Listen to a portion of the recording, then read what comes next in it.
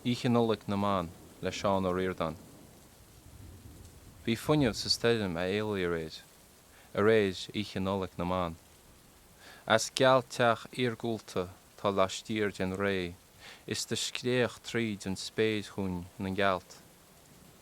Gur dhiasc geataí cuasain mar thugalach gé, gur mhúr ann chhlaidánach mar tharú, gur múchú mo chuineáil mar bhuille mo bhéal, a las na splanc oban an earug.